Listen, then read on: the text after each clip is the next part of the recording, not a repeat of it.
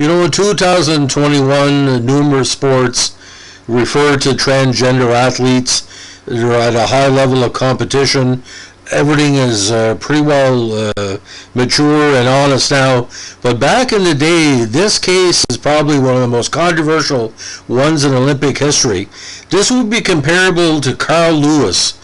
Finding out Carl Lewis was a woman after he won all those gold medals in the long jump, the 100, 200, really, no joke. Now, I want you to bear with me because for people who have never heard of this before, I want you to look at the picture of this athlete here. Is she a man? Is she a woman? Who is she?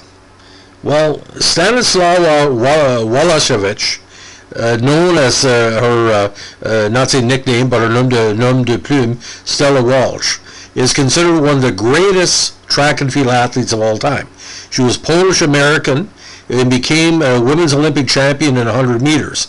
Now, she was born in Poland and raised in the United States, and eventually became an American citizen in 1947.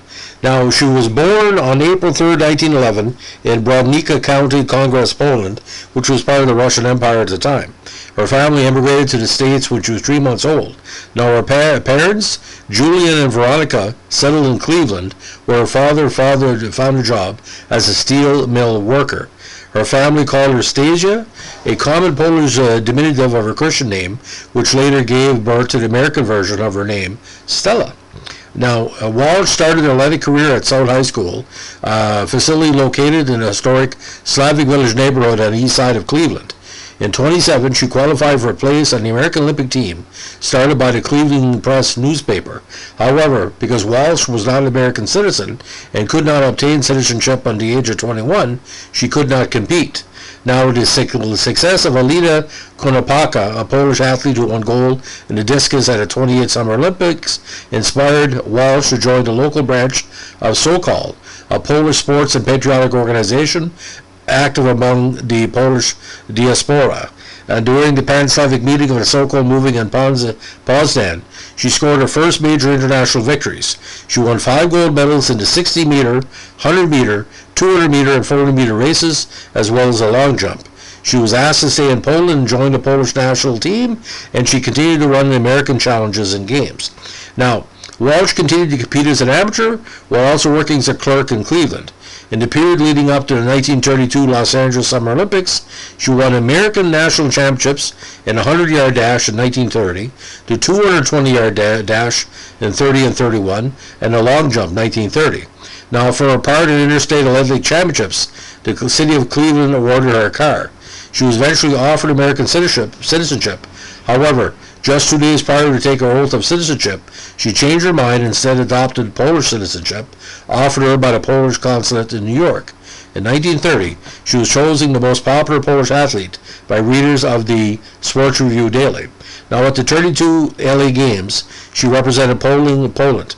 In a 100-meter dash, she equaled the current world record of 11.9 seconds and won the gold.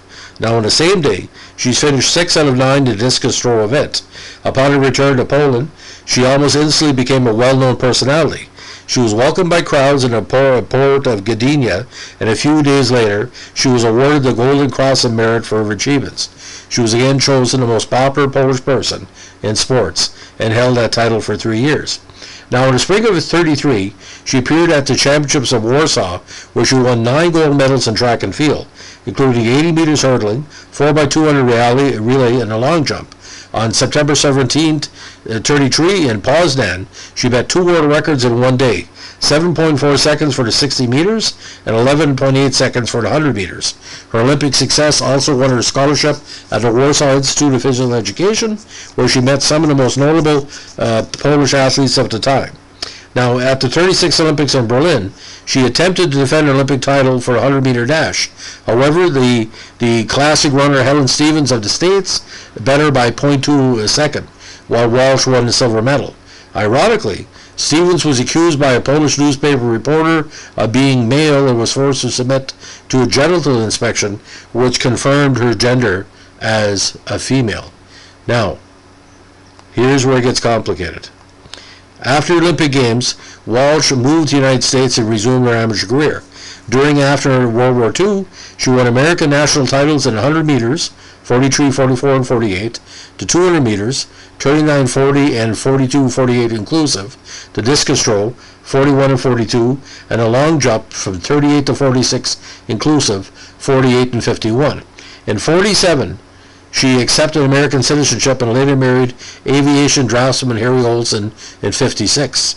Although the marriage did not last long, she continued to use the name Stella Walsh Olson for the rest of her life. She won her last U.S. title in 51 at the age of 40, and she was eventually inducted in the U.S. Track and Field Hall of Fame in 1975. Now, after her retirement, she continued to be very active in a variety of Polish sports associations in the United States, where she organized championships and helped young athletes. She also funded a variety of awards for Polish sports people living in America.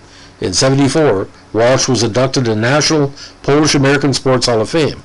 Now, Walsh was also a celebrity, as she was in Poland, and was a contestant on the June 16, 54 episode of the radio quiz program Your Better Life, hosted by Groucho Marx.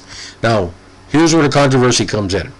Walsh was killed during an armed robbery in a parking lot in Cleveland on December 4, 1980. She was buying ribbons for a welcoming ceremony for visiting Polish basketball players. But an autopsy showed something much different than female characteristics. She was found to have no uterus, an abnormal urethra, and a non-functioning underdeveloped penis, although some sources suggest she also displayed female characteristics. Now, chromosome analysis revealed that most of her cells contained normal X and Y male chromosomes, but some were XO, containing only one X chromosome, resulting in XY gonadal dysgenesis. Now, the controversy of her biological sex remains unresolved, and the situation is further complicated as many early documents, including her birth record, state that she was female. Now, the Cuyahoga County coroner, Samuel Gerber, stated that Walsh was socially, culturally, and legally a woman. There has also been controversy over whether her records and achievements should be erased. And here it comes in. It's connected to Canada, and we're going to talk about exactly what I feel about the whole thing. At the time, there was a great female runner as part of the golden era of female athletes at the Olympics for Canada, Hildy Strika. Now, Hildy Wendelin Strika, or Strikey, was a Canadian track and field Olympic medalist. She was born in Montreal and died in Ottawa. Now, she competed in the 32 Summer Olympics, where she won a silver medal in the 4x4 and 100-meter relay, and a silver medal behind Walsh in 100 meters. At the end of the year, she was named Canada's Outstanding Female Athlete of the Year by the Canadian Press. Eventually inducted in the Canada Sports Hall of Fame, she was a motivator for women's athletics for our whole life. Now, when Walsh was shot to death in 1980 during a store robbery, it was discovered that Walsh had an intersex condition. Many subsequently argued that the gold medal should be given to Strikey. Now, at the 34 Empire Games, she won the silver medal at the 100 yards event. She was also a member of the Canadian relay team, which won the silver in the 110, 220, 120 yards relay competition. Now, numerous articles have been published in support of Strikey, especially a Ottawa Citizen article from February 17, 2002, called 1932 Injustice Never Corrected. A Canadian Olympic sprinter lost the gold to a woman who later turned out to be a man, which is incorrect. She was intersex. She's not a man, she's not a woman, she's literally intersex. Now, if you look at pictures of Stella Walsh that I've posted here, you make the decision. Did she look like a man? Yes. Was she a woman looking like a man? Not for me to say. I'm not a person.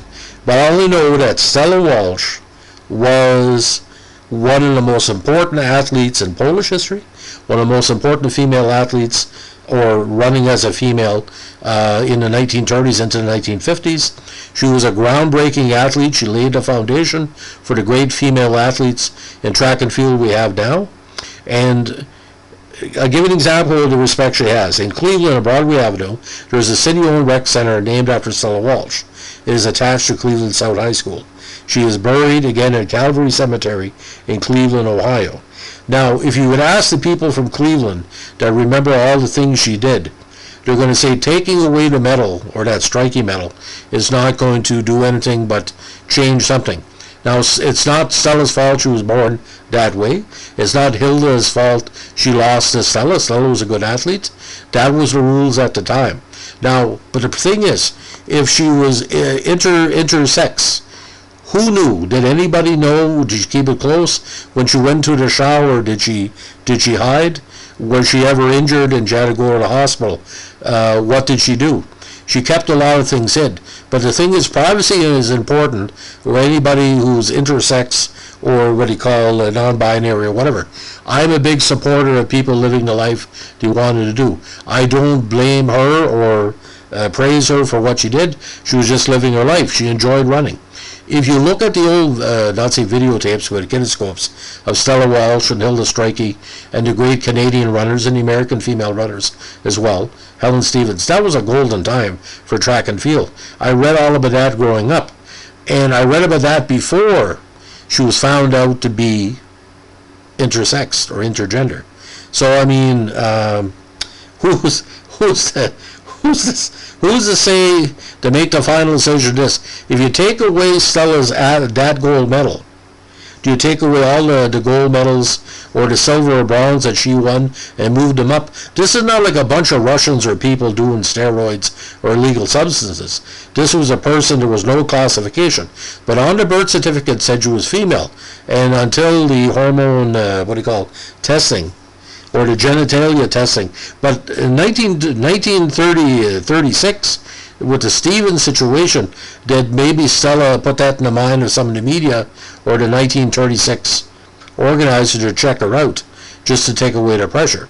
But rules have changed now. You basically have to be the gender that you're in, or you have to take hormones that reduce the testosterone, our famous runner, as we know. So the Olympics are complicated, aren't they? So giving back that medal to our great Canadian, it doesn't take away her great performance. Maybe you're running against Stella and knowing that was technically the world champion, that motivated her to do well. So before we leave you go, let's look at something with the Stella Walsh tally. Personal best in 100 yards, 10.5, 1944. 100 meters, 11.6, 1937. 200 meters, 23.6 and 35. Long jump, 6.12 meters, 1939. Now representing Poland, Olympic Games, two medals, none at the World Championships, two golds in the Europeans, 6 at the Women's World Games. Olympic Games, back-to-back, top 3, gold, 32, silver 3,600 meters. At the Prague World Games, 60 meter, 100 meter, 200 meter, 60 meter champion. London 60 meters. London 100 meter silver, 200 meter silver, and 1930 Prague 4x100 relay bronze.